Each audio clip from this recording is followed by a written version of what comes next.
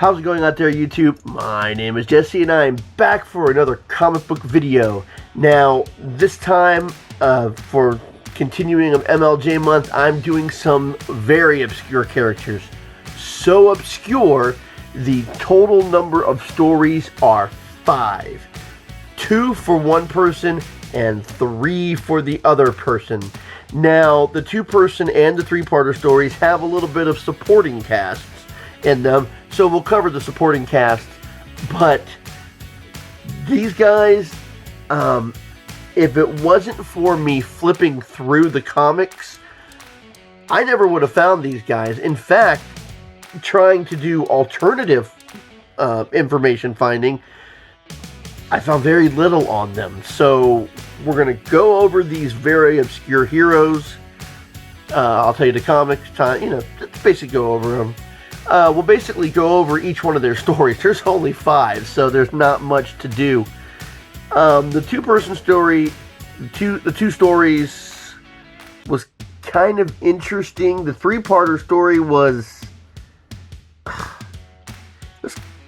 kind of all over the place. It seemed like they couldn't pick a lane that they wanted to stay in. They just kept swerving all over the place. But we'll go ahead and cover those in this video, so let's get ready for the obscure ones. Let's do this.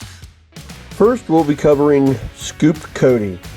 Scoop Cody first appeared in Blue Ribbon Comics #2 in 1939. Now, it was not immediately made clear what he did. I mean, he calls the guy who's apparently in charge Chief, but Chief could have meant anything. You're just talking about a guy in a position of power. So he says, for your first, what I want you to do is I want you to find this big racketeer guy. And Scoop Cody's like, oh yeah, sure, I'll go ahead and look for somebody who the cops are looking for. But we eventually find out that he's a reporter. I guess, being called Scoop. But his name is Scoop because he even refers to him. He says, look, Scoop. So what he does is Scoop Cody goes out and finds some criminals that he knows is in connection with the racketeer by the name of King Carr. C-A-R-R. What do you expect? The guy's first name is Scoop, so of course the guy he would go after is King. So he tries to act like he has a gun to force these guys to tell him where King Carr is. He gets the drop on him and is going to get beaten up by the guys who are there, and then someone called the Marvels shows up, and he beats up the criminal and gives Scoop his card. We see Scoop looking at the card, and all it says is Marvel. No contact information, not who he is, just says Marvel. So Cody Scoop takes his car out to where he thinks he knows where he might get a lead on King Carr. His car overheats and he goes to this electrical, I don't know, it's like these electrical lines have little stations, and he goes into the station so he can get a bucket of water. And that's when he noticed that one of the guys there, dressed up as an electrician, was King Carr. And he's like, oh, this is what King Carr did before he became a racketeer. So when he comes back with the water, he says, you're under arrest, I'm going to take you in. And then the criminals who were just beaten up by the Marvel, but not taken in, shows up and gets the drop on Cody again. And his suit momentarily changed colors because one of the crooks was wearing the exact same color suit he was. A suit, tie, hat, and all. So it would have gotten confusing. So we see Scoop. He has been tied up. His feet are in the bucket of water that the king went and got for him. And there is the electrical machine with wires in the bucket, and they mean to electrocute him. Well, King Carr leaves, and hold on. No, he doesn't leave. I'm just so used to the villains walking up before the hero is dead. he is actually the one who gets ready to throw the switch. And Scoop goes, "Oh, Marvel, if there's ever a time I need you, it would be right now." And then all of a sudden the Marvel shows up, shoots King Car's hand before he can flip the switch, takes down the bad guys, and Scoop is able to tie King Car up and take him down to the police station. And the police say, "Thanks for finding him." And he goes, "Hey, don't report that he's captured until I write the story." And they go, "Okay, that's great." So he writes up the story, and at the end of it, it says, "Who is the Marvel? His identity will be revealed in the next issue." Now, on the next issue, Blue Ribbon Comics number 3, it says Scoop Cody, Ace Reporter. And in this one, we find out that a diamond has been stolen, and his chief found out about it. Now, this looks like it had just recently happened. The investigation is still going on, so I don't know how his chief knows about it, but suspension of disbelief. Let's go with it.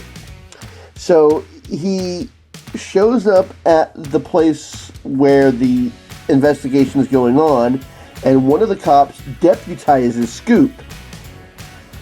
The suspension of disbelief. Okay, so he finally gets the guest list from the lady who got stolen from, and she's like, "None of my guests could have stolen from me." So she gives him the list, and they go investigate the first guy. Now they question him, and he said he didn't do it. And they go back to the station or the reporting building, and Scoop's like, "This guy looks familiar. I need to look in the rogues gallery." Yes, he has a rogues gallery. So he looks up the information and goes, "I knew this guy looked familiar. He's a crook." But it says that he's always chewing bubblegum, and he wasn't chewing bubblegum at the time.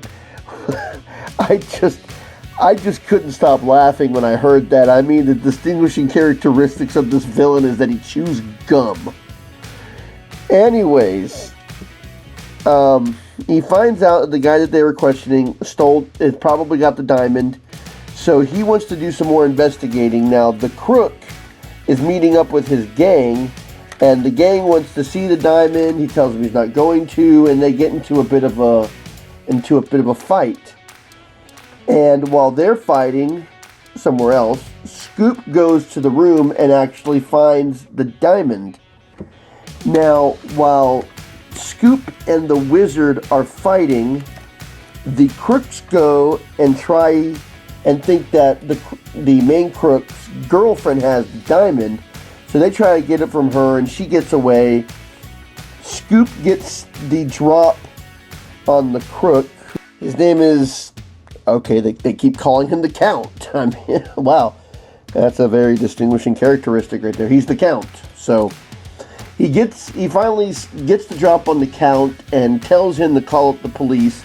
At that point, we find out that his girlfriend, who has escaped the other crook, shows up just in time to get the drop on Cody, and it's like, "Hey, hold it right there."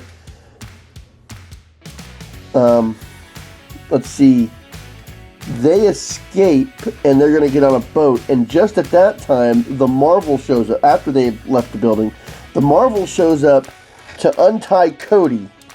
So he unties Cody, and or Scoop, however you want to call him. He knows where the criminals are headed, so he heads to where the Count is. The criminals also know that he's going to get on a boat, so the Count and his girlfriend, the two thugs, and Scoop Cody all show up at the same time. The crooks get there first, actually, and try to find the diamond that the Count is hidden in bubblegum for the second time. Scoop shows up. There's a big, massive battle. As it's starting to get to the very heated point, the Marvel shows up again from outside of a portal window, and he says, "I'm going to keep these guys, covered while you go call the cops." They're like, "It's the Marvel!" So he calls the cops. They arrest the Count. They get the diamond back, and the chief wants to know who the Marvel is, and he goes, "I don't know, but he's sure poison to the underworld." And then it says, "Tune in for more stories in the next Blue Ribbon comic."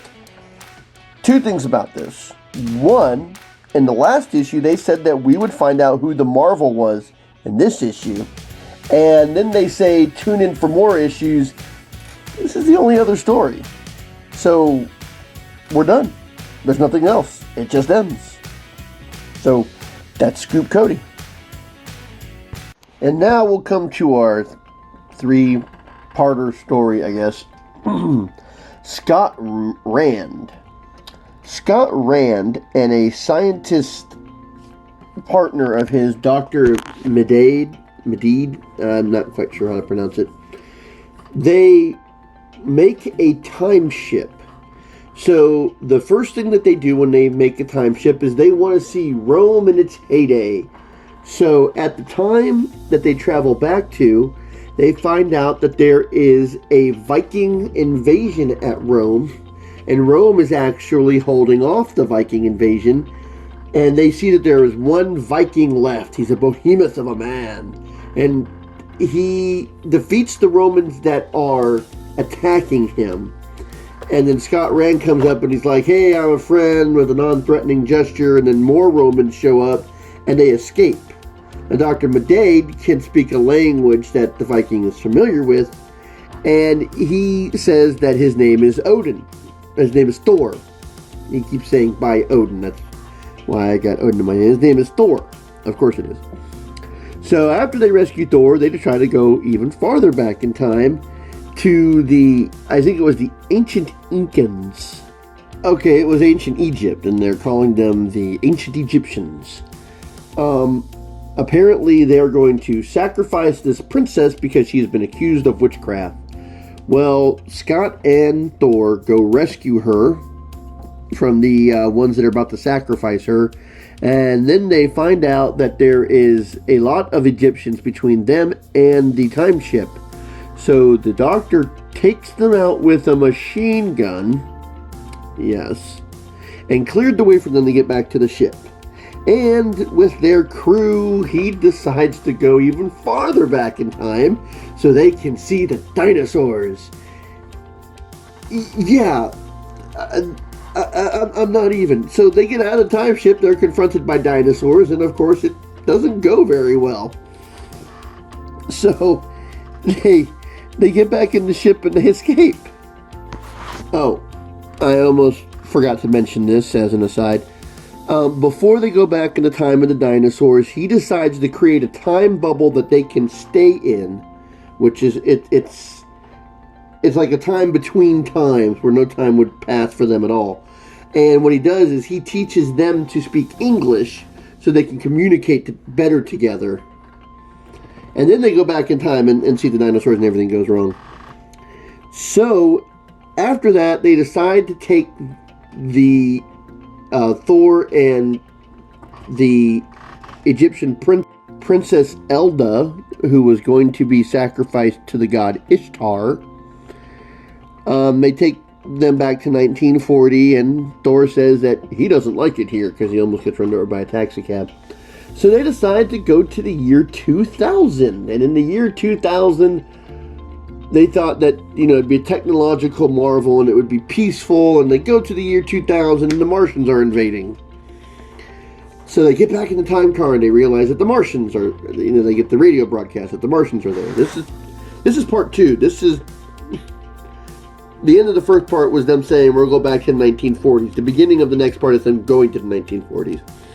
So in the future, Scott goes to whoever is in charge and says, hey, I'm a pilot, and he gets into a ship and he's the pilot, and Thor is the one who aims and fires the guns.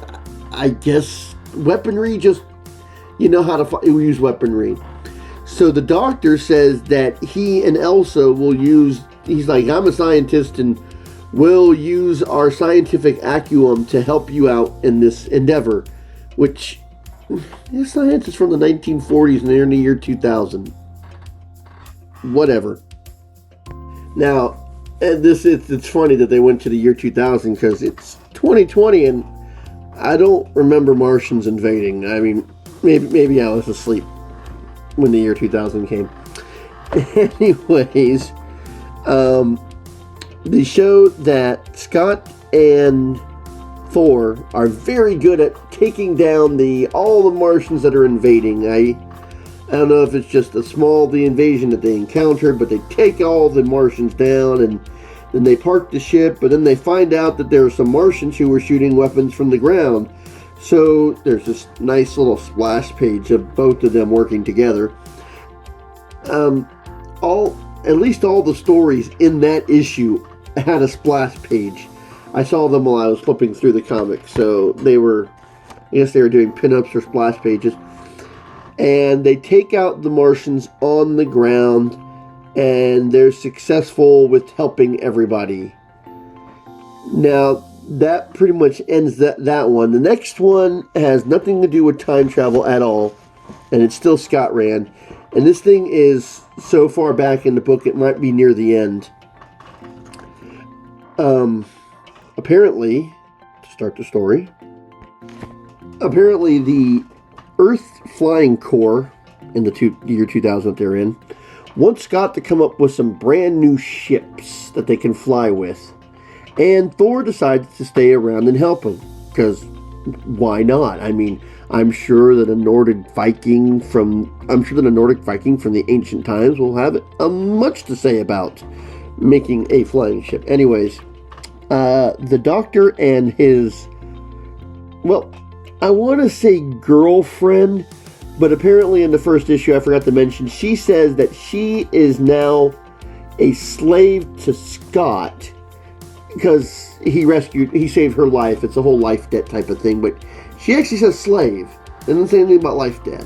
Anyways, so the Doctor and his girl that owes him a life debt go out to check out this mysterious asteroid, and then we find out that they are captured by a man who portrays himself to be the ruler of Mars. So they go to whoever it is that's in charge of the Earth, and they take the entire fleet to Mars so they can try and get his associates back. And they find the ships attacking a beautiful city, and they find out that these are pirates, and he's trying to wipe out anybody else on Mars so that the guy who's captured Scott's associates are the ones who are attacking the city. They kill the ships, and they call them pirates, and he wants to defend the city. So what they do is they take the entire Earth fleet and they start attacking the ice fortress that this guy is at. And they're fighting for several hours, and they don't seem to be getting a foothold. So Scott and Thor land at a place adjacent to the castle, and they find a hole to get into. It's like a tunnel that leads into the castle. So I guess while anybody else is fighting, he goes into the castle, and they make a guard tell them where the cells are. He rescues the Doctor and Elda, and at that time, the guy who portrays himself to be in charge captures them and says, "We will kill him with the big guy's axe. It will be poetic." At that time, they seem to find a strength that they didn't have. They beat up the pirates. The Doctor throws a rock that apparently wrecks some machinery and causes gigantic boulders to fall on everybody gathered in this great hall. And the four of them find their way out, and they get back in the ship and leave. And then it says something about the world of tomorrow offers more opportunities for Scott Rand and Thor to smash their way through God knows what. And tune in for the next episode of their series. They say in the next comic there will be another issue. It ends at number 3. So I wonder if there's a script written somewhere for the next issue for the next story that never happened. But that's it. 3 stories. That's all I had. Okay, these were some pretty obscure heroes. If you like the obscure heroes, you can go ahead and tell me about that in the comment section. There are dozens of obscure Golden Age heroes. If you like me going over the more mainstream, you can let me know about that too. Maybe I can try and, I mean, not just in MLJ, I mean in general, maybe we can try and factor in some obscure heroes along with regular heroes. I don't know, just tell me about how much you like the obscures. We can try and make sure we focus more on that. I tried to steer away from the obscure heroes in the past because there wasn't very much information about it. With access to the comics, I can now do more obscure heroes. So if that's something you're interested in, go ahead and let me know. But until next time, I'll be seeing you.